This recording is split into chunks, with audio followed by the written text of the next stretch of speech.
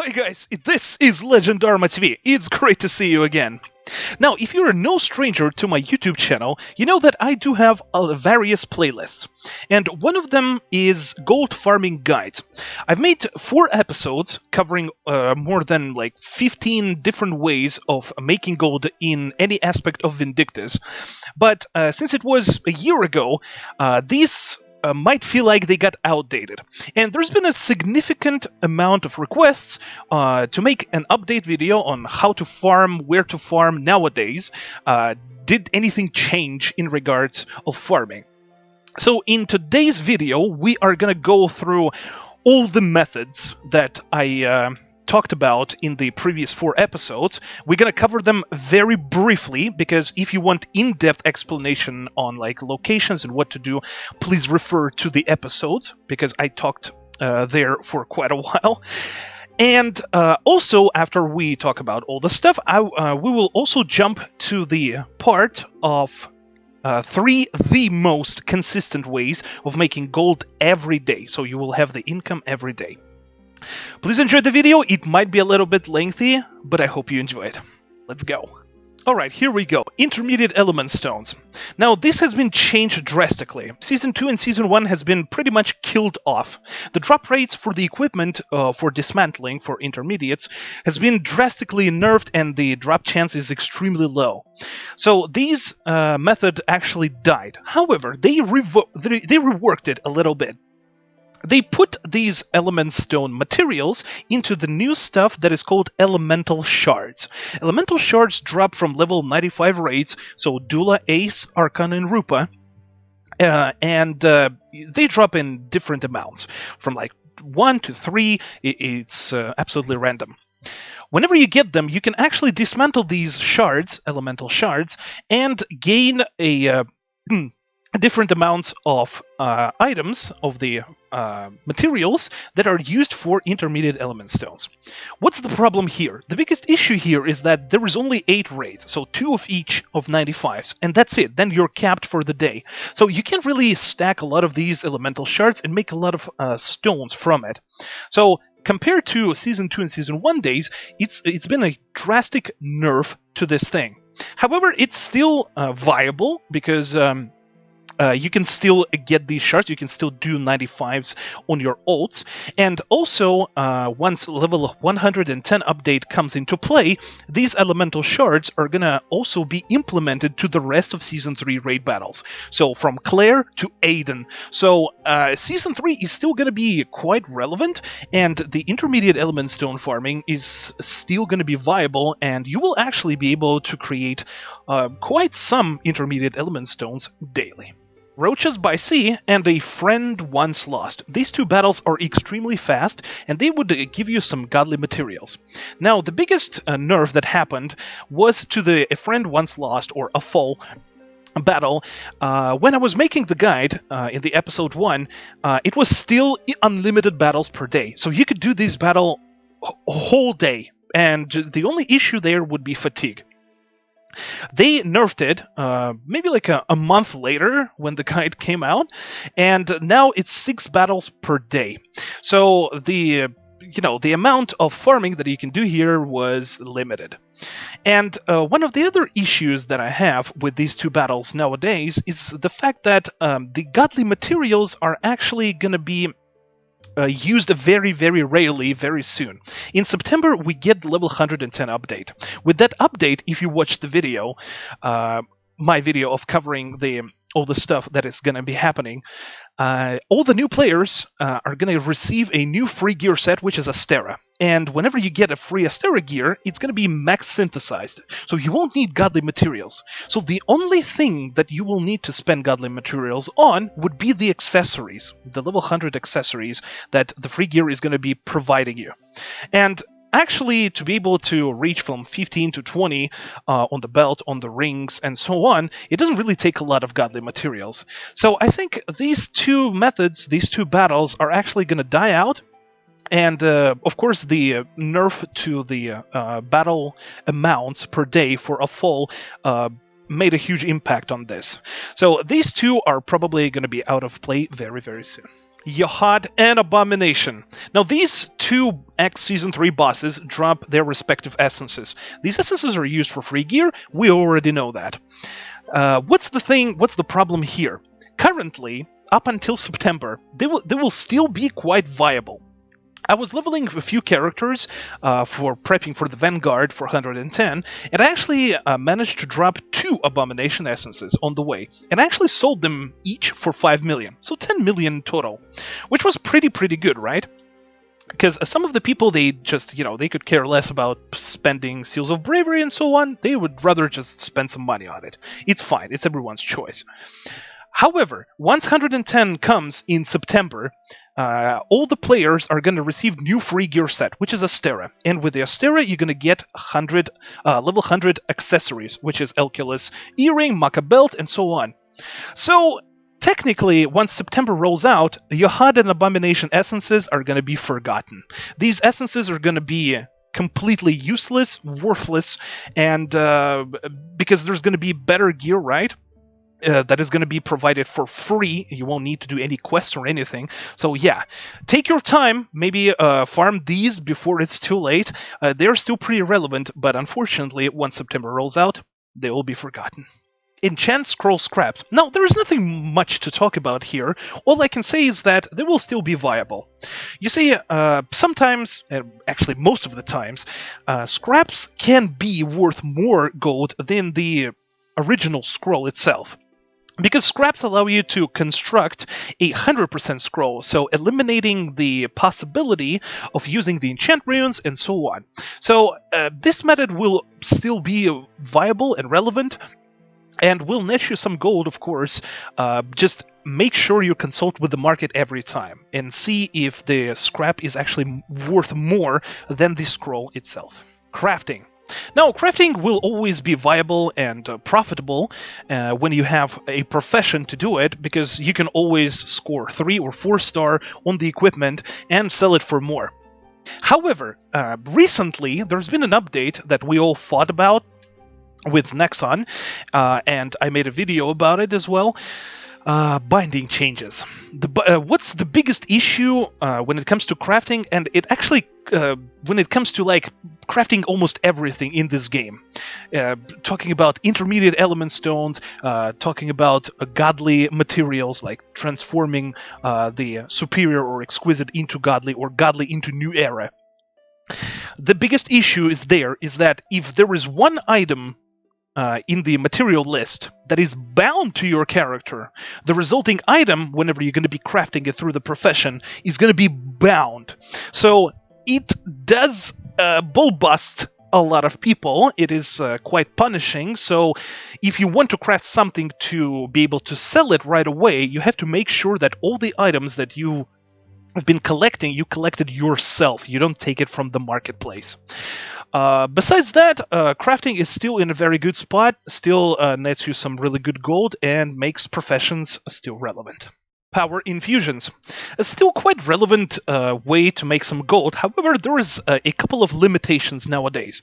You see, in September, when we get the update for 110, everyone's gonna get the free accessories of level 100, so Elculus, Earring, Maca Belt, and the rings from Celerin and Lu, which makes infusions a little bit limited on the items that you can sell for more, so it only falls for Niall's Earring, the Ragnahim's Belt, Siet and Epona's Rings. And also the Book of Militia and the Book of Ardry, whenever we're gonna get that. There are still some items here that you can infuse and sell for more. As you can see, the Spirited Belt, which is a Ragnahim belt, is worth 60 mil, however, if you just enchant it, infuse it with +2 balance or +2 critical, you can actually sell it for way more than that. So it's still going to be relevant, it's still a gamble, so if you like gambling, go for it. It's pretty good. Kitty boxes. Probably one of the most AFK ways to make some gold, even though it requires some investment, very little investment. As you remember, to be able to buy the boxes, you need to spend approximately 60k gold from each character. And whenever you open these boxes, if you're lucky enough and you get some new era materials from that, you actually just win all that gold that you spend on it right away. And you can do it on all the characters, you can do it once a day, so it is still relevant, I would say. It's the amount of gold that you have to spend, right, onto these boxes is pretty small, right? It only takes like... You can get this amount of gold by just doing one Dullahan, pretty much, just with raw gold. And if you get some drops from it, you can sell it right away and make some bank from that. It stacks up pretty slow, but everything adds up. So this method is still relevant and will be relevant for quite a while. Abyssal Arena, the most tedious and just resident sleeper contents of them all. Go through all these floors, kill all the stuff, and just, just collect your seals of bravery. Pretty much. You see, the Abyssal Arena drops Abyssal Shards, obviously, grade 1, grade 2, but the drop chance is just extremely and ridiculously low. So going there just for the shards is going to be quite... punishing for you. Just a waste of time, honestly. The biggest thing that you can get from the Abyssal Arena is actually raw gold. If you finish all the floors, it will net you around 200k gold per run. So the cap is 4 per day, so you technically can get almost 1 million gold by just running Abyssal Arenas. Now, there is one more thing. There's going to be an Abyssal Arena 2, version 2, once we get 110 update in September, once again. And it's going to be the same as the original one, the same concept. However, this one is going to drop a grade 2 Abyssal Shards and grade 3 Abyssal Shards. So, while you'll be leveling some of your characters, you can actually... You might think to go to the Abyssal Arena 2 while leveling, and maybe you will score some Abyssal Shards. And even if you don't, still, the raw gold that you get from each Abyssal Arena is still not too bad. Niflheim, one of the oldest contents in the game. Still quite relevant because the superior gems that go into the bracelets, they don't drop anywhere else, which makes Niflheim an exclusive content worth doing. And the gems will always be in play because everyone would want to fill their bracelets with the gems to boost their stats. So it's still relevant, it's still profitable. As you can see, the prices for all of them, even the ruby that gives you HPs, are still pretty good. Special Battle. Now, these are still relevant and exclusive content to get bracelets. Silver bracelets, copper bracelets, and gold bracelets. And the coveted gold bracelet is still the most expensive item that just drops from the raids. It's still worth a fortune, pretty much, and the drop chance is still quite low. Also, the enchant pouches with enchant scrolls and Damascus Steel. When 110 update comes in September, once again, the current special raids are going to be discontinued and will be replaced with 2 new ones. What's the difference? First difference is the new specials are no longer going to be dropping Damascus Steel. They will be dropping Jarden Steel, a steel that will be used for a level 110 equipment. So it will be worth doing that, and I'm pretty sure Jarden Steel is going to be worth definitely more than Damascus Steel right now. And the enchant pouch itself actually now will have sealed and Wish Enchant Scroll dropping from the pouch. So the chances of obtaining some nice gold from the special is going to be increased with 110 and will still be viable. Redeemers, one of the hardest contents in the game. Now, currently, Redeemers are very well known for really good gold making, is that whenever you clear each Redeemer 100 times, you gain seals. With seals, you can purchase the Redmond Brooch that you can infuse and sell on the market. It's still pretty good money, and it doesn't really take a lot of time to farm these. However, With the introduction of Laura, the fourth Redeemer, there is a extra Redeemer shop that has been added, and there is a Seraphic Feathers Brooch, which is an upgraded version of Red Moon Brooch. So once you kill Laura 100 times, you will start gaining new types of seals with which you will be able to buy the Seraphic Brooch. So you can infuse it and you can sell it as well. But this is probably not the best thing that you can make gold from the Redeemers. The best thing is actually the box of the Redeemers that drops from each clear you do. Not so long ago, the Redeemer boxes have been adjusted. Before, they would drop shards, emote, and different accessories, like level 80 accessories. So if you dismantle one accessory, you would get one Spirit Magic Powder. These accessories are no longer there. They have been replaced with elemental shards. That's right, the ones that you get from level 95s. And if you're lucky enough, you can actually drop 5 of them from one box. So it is still quite relevant, it's still pretty good, because the drop chance for the shards that you can sell on the market, plus the elemental shards, are still pretty good, and it's still good money. With the 110 update, they will be adjusting the boxes as well, and Nimane, Balor, and Bridget, so the first 3 Redeemers, their boxes will start dropping grade 2 shards. And since grade 2 shard is 3x time worth more gold than the grade 1, that means that the boxes are going to be even more viable, even more treacherous to do and to get. As for Laura, Laura is going to start dropping the grade 3 shards.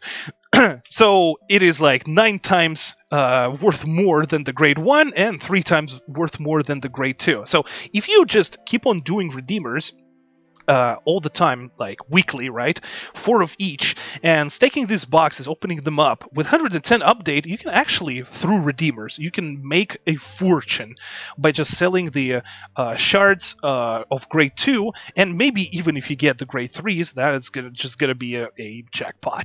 And next, Gifting and Gacha. Now, this will always be relevant. You spend the real cash, and all the things that you get from the stuff that you bought with the real cash, you can convert into gold. If we talk about the gacha, if you get outfits, especially female outfits, because they are dominant, you get a lot of gold from that. Now, there's been an update regarding Netherlands, Belgium, and some other country that, I'm sorry, I forgot.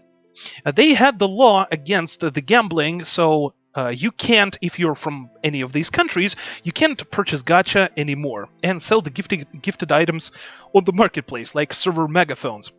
I'm not quite sure how to work around that yet. A lot of people have been speculating using VPN, but there's been no results so far that I've heard of. So we will continue looking into it and try to find the solution for all the gamers from Netherlands, Belgium, and so on. And next, Gifting and Gacha, still relevant, will always be relevant. And finally, raiding. Season 3 and Season 4. So from level 95 Dullahan to level 105, which is Epona, all the raid battles drop various stuff. And we talked about all the stuff that drops from each battle, so please consult with either the gold farming guide or the specific boss battle to see the rewards that drops from it. It's still relevant. Raiding is the essential thing. That's what Vindictus is all about, just doing raids with your friends. And the thing about raiding is always been the same. You see, one day you can just raid all these raids, just spend the whole day doing them, and get nothing. So the biggest issue with the raids is the RNG factor, and it is very heavily RNG'd. Vindictus is all about RNG, we already know that. However, there will still be relevant, 105s will still be relevant, because people will be going for Milition, upgrading from Free Astera to Milition, or maybe even Ardry, which is 110. Level 100 raids and 95s are still going to be relevant because they will all drop elemental shards, and the dead and subdued enchant scrolls that were exclusive for 95s are going to start dropping from the bosses like Garrus to Aiden. So, yeah, raiding will always be relevant, even though it is super heavily RNG based. But it is what it is. You know, one day you get really lucky, the other month you can actually be very dry. So it's very inconsistent, but the most fun aspect of the game. Now that we talked about pretty much everything that I already covered before, let's talk about 3 of the most consistent ways to make gold nowadays and in the future. First of all is red energy battles, which is Let's Stake and Bath in Red. Now, you see, the biggest thing about the red energy battles is the fact that the new era stuff that drops there, it drops all the time. It drops all the time, it drops consistently, and new era materials are getting more and more popular. In the future, with 110 update, Ardry set, which is 110, is gonna take the new era mats for the synthesis as well, plus all the new accessories that will be coming. So, people who will be upgrading from free Astera gear to Milition or Ardry, they will always need new era materials. So they will still be in a very, very good spot. Also, one of the other things is that whenever 110 update rolls out, everyone's gonna get free Astera gear with the accessories, which means that the amount of ults that you'll be able to farm easily the red energy battles is gonna increase, so your daily income is going to be increased. The more characters you do Bath in Red, the more materials you get, the more you sell them, the more gold you get. So this battle is extremely, extremely great and one of the most consistent ways to make gold. And the only issue here is the fatigue. Yeah, it takes a lot of fatigue. It takes 14% per run, but it is worth it. It is worth it, and it will be worth it for a while. Royal Army Raids, or RAR, the second most consistent way to make gold. Whenever you raid Royal Army, you don't spend fatigue, you need like super minimum requirements for it, so you can actually just, with any level, you can enter the Royals and do it. Now, with 110 update, the existing Royal Army Raids are going to be discontinued and replaced with 3 new ones. And there is going to be drastic changes to the bottles that drop there. Currently, the level 60 bottle drops godly materials and sometimes exquisite materials. They're not worth a lot, however, they still do stack up and you can actually transform them into new era. With the new Royal Army Raids, the level 60 bottles are actually going to start dropping new era materials. So every blue bottle that you collect is going to net you even more gold, especially if you just pair it up with red energy battles. So the daily income of the new era materials for you is going to be way higher and thus make you more gold because, as I said in the red energy tab, new era materials will be quite popular and will be used pretty much everywhere and all the time. Also, the new types of Royal Army Raids will remain having the level 80 bottle and level 100 bottle for Mysterious Grade 1 and Grade 2 shards. And they will also be adding, with a very low chance, a level 110 bottle that's going to drop Mysterious Shard Grade 3. And as we talked about it in the Redeemer tab, the Grade 3 shards are going to be 9 times worth more than the grade 1s. So if you happen to get these from the Royals, you are going to get the jackpot. You're going to make a lot of gold from it because the shards they're very expensive, and actually not a lot of people do care about it, but those who do, they will certainly buy it. So make sure that you're doing Royal Army Raids even now, and once September hits and the Royal Armies are going to get replaced, make sure that you visit the new Royal Army Raids because it's going to be so worth it. And lastly, the third most consistent way to make gold, and it actually is super tedious, and I was very skeptical about it for the first time, and never actually included it into any of my episodes that I made for the gold farming. That's right, it's leveling. Now, when I was leveling few of the characters for the Vanguard a few days ago, I actually checked how much gold I made raw from the start of Season 3 up until Rupakitus, which is roughly 50% of the Season 3. The result was quite shocking. I was able to stack almost 6 million gold with just that frame. the half of Season 3. Plus the huge amount, I would say like 50 to 60 of each godly materials that you can then turn into new era materials and just sell on the market, plus the waking stones and so on. It's insane. It actually is insane. So if we just think about it, the first part of Season 3 can actually altogether net you around 10 million gold plus. And as far as I remember, Season 1 plus Season 2, by just questing and getting the raw gold from it, can net you around 7 to 8 million. So we are just getting to half of Season 3. By the time we get to half of the Season 3, we are already making around 20 million gold by just leveling your character. It is super tedious, it's slow, it's repetitive, you're doing the same battles, watching all these cutscenes, I know. But it's there, and it works. You see, not so long ago, we got the update where we got 26 free slots. So every possible new character that you are leveling, you can actually consistently gain gold from all of that. And if we just take the second part of Season 3, right, and get to Aiden, for example, I'm pretty sure we are going to be able to get another few million from that. So leveling up until Season 4, just by questing, right, and collecting all the materials and selling them as you go, you can make around 25 million gold. Why I'm not including Season 4 into it? Because the requirements for the battles are quite huge there, and Season 4 hasn't been that large, and there is not a lot of quests there. Also, the fact that whenever we get 110 update, we're gonna get Asteric gear and level 100 accessories. With that, we will have enough counterforce to actually continue doing the story on your alts. So you will be able to get to Aiden. So you will get this extra gold from Claire to Aiden on top of that. So I would say roughly every character that you level is gonna give you around 25 million gold just by leveling them. And now just imagine it. Leveling 10 characters just for the Vanguard, for example, is what? 250. That is $250 million gold that you can get. Yes, it will take a lot of time, but it adds up.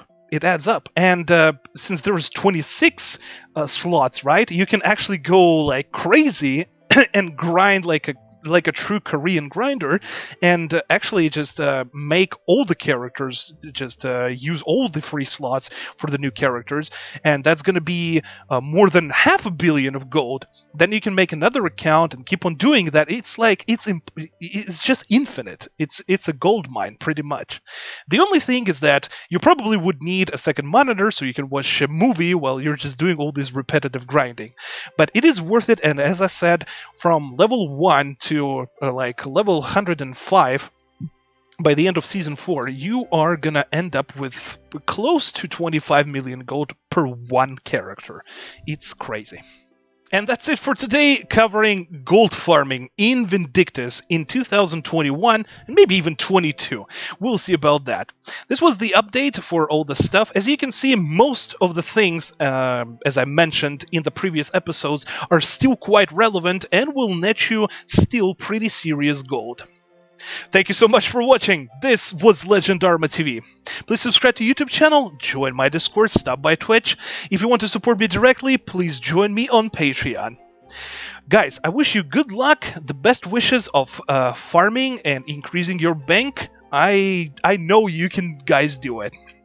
Please be safe. I love you all 3000, and I see you very, very soon.